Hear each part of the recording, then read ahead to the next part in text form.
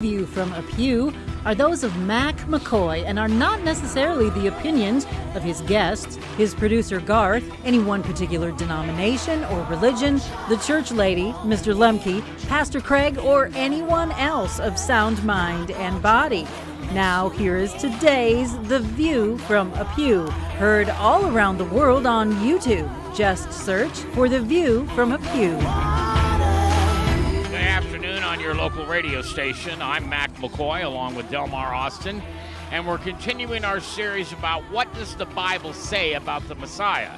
And what better time of the year than to talk about the birth of Jesus right here around Christmas. The king breaks down the class structures when the wise men show up. Delmar, continue for us, please. Okay, well, we're talking about the wise men and the shepherds, how they're chosen by God as the ones who are to tell this great story. Why? Because Israel is not ready to recognize the Messiah when he comes, when he's born into the world. They haven't been reading the prophecies carefully or understanding them.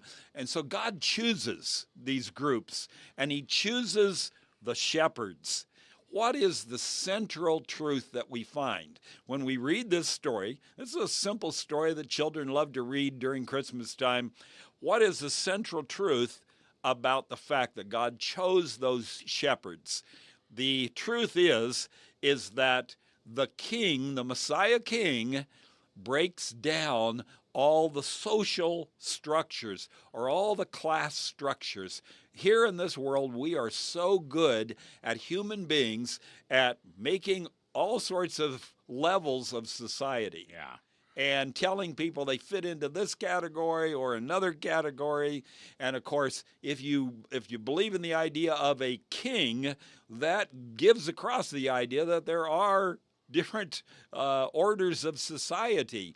And here the Messiah king, he's coming as a king. Not in the way the Jewish people understand, but he is coming as a king. It is the Messiah king who breaks down the whole idea of class structures. Yeah, I always like to tell people that, I'm sorry, I didn't mean to interrupt, but I always like to tell people that when Jesus came, he came for one race, the human race. Yes. And there's no skin color, there's no authenticity, or not, there's no different ways to do it. He is the king, and he came to unite all of human race. How did the common people think of shepherds back at that time? There must have been a good number of shepherds. Stinky. Yeah, they don't have a very high position in society. And in fact, the rabbis were particularly down on the shepherds. They believed that shepherds were uneducated, which they were. They didn't go to, most of them didn't make it through any kind of rabbinic school, so they didn't understand all the things that the rabbis did. They considered them dishonest, and part of the reason for that was they traveled around some. In order to move their herds from one place to another, they had to move some. And when people move around, when somebody new comes in your neighborhood, you're not so sure that you can trust everything that they do. So, they get this reputation, and they're also seen as heathen because there are probably more foreigners who are joining groups like this. Because if you're a foreigner, you don't fit into any regular class of society. You have to take whatever is there. Well, and that was the case with John the Baptist, too. Yes. He was considered a barbarian, and barbarian is not Schwarzenegger all dressed up in his outfit. Shepherds, they were just low class. I hate to use that term, but they're just... And because they were considered low class, the rabbis didn't want to have anything to do with them. Right. They wouldn't let them in the temple. They had to, obviously, they had to have contact with them because they were in charge of the sacrifices. They were in charge of selling animals for sacrifices at the temple. But still, they probably despised the fact that they had to work with these shepherds. So it is the shepherds that are chosen by God, and it is the child that is born, the Messiah King, is not born in a palace. Right. He is born in a cattle stall. He is born in a place that has nothing to suggest that anything special is happening with this child. You think about Herod at that time. Herod is the king of Judah. Okay? Herod, this is Herod the Great. Yeah. He is the one that helped to build up the temple. He has some places in Israel where he has his a fortress so that no one can get to him. Right. He has the Herodium, which was built about 7 miles south of Jerusalem, and he also has a place on Masada. It's this big lookout area where he can keep his armies around him and keep him safe. But it was quite plush. For that age and that time, it was actually pretty plush living, and that is how Herod lived. And in fact, you can go all the way back to King David and find out how kings lived in comparison with common people. Now a king comes, the Messiah king. He is born, and he is born in a cattle stall. He is born in the roughest of all places imaginable. What is the message behind this? Is that it is mankind which has drawn all these divisions, and people are inferior to others. And the Messiah, when he comes, he shows us that human structures, human class structures, all go down. All do not fit anymore in the kind of world that God wants for each one of us. Yep. Getting rid of the high-class snobs. And you know, all the way through history, all the way, you know, there's Jews and Gentiles we read about in the Bible, and the confrontations that go on between them. There have always been, in different parts of the world, there have been people that have been looked down upon. Mm-hmm. And it has happened in our country. It's happened in other countries. It has happened worldwide that we try to create all these different kinds of class structures. And even some of those structures still exist to this day. Mac, I told you when I grew up, and I'm not that old in comparison with world history. When I grew up, I was living in Texas, and there was still segregation that was taking place in the South. The church that I went to was segregated. The school that I went to was segregated. It's because there were class structures. Yeah. And that was the way that things were done. And it's interesting that in this country, even though we didn't always live up to it, there was this idea from the very first: all men are created equal. Where did we get that idea? Where did we come up with that idea? Was that just a moment's flash for Thomas Jefferson? I think it was a Jesus thing. Obviously, it's a biblical idea.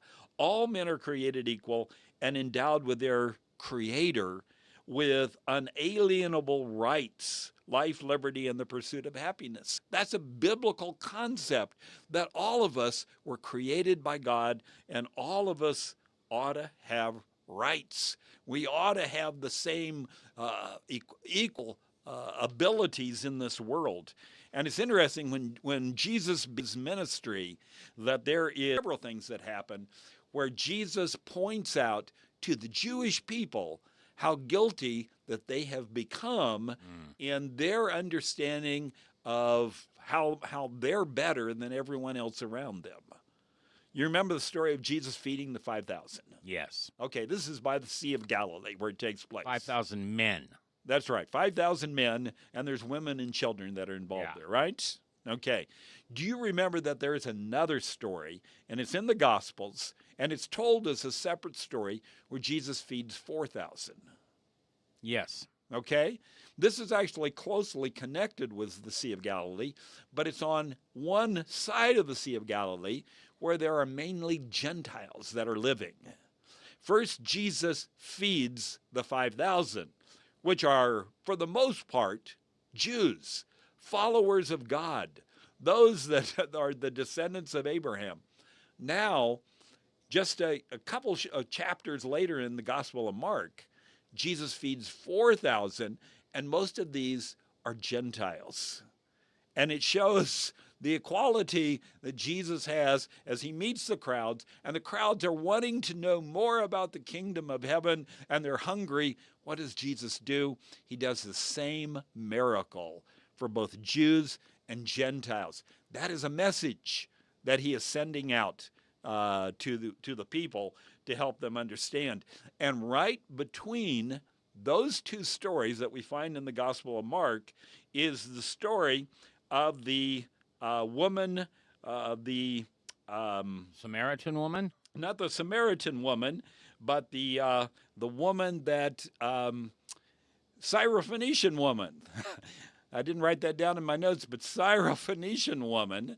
And remember, she is the one that comes to Jesus, and she asks for a miracle for her daughter to take place. And Jesus says, and this always sounds so harsh, Jesus says, should I take the bread away from the children and throw it to the dogs? And he's sort of making a reference to her here. Should I take it away? When I'm called to the people of Israel, shall I take that blessing away and give it to someone else? And do you remember what she says? She says, well, even the dogs eat the crumbs that fall from the master's table. Good answer. Exactly. And Jesus recognizes this, and he tells her faith is great, and he performs that miracle that she asks for. Because Jesus, he's trying to let her be the one that speaks that truth so that people will understand about the importance of equality. Jesus uses, this is the very beginning when Jesus comes into this world, Jesus uses the story of the shepherds being called to announce his birth to the world, because they are the lowest of the low. They are the ones who get the right to share this story that the Messiah is born. And people who ignored the Bible message, who didn't read the prophecies, they're the ones that missed out on this opportunity. So we've learned all about the shepherds and the people that gathered around him. And, of course, we all know the story of the three wise men.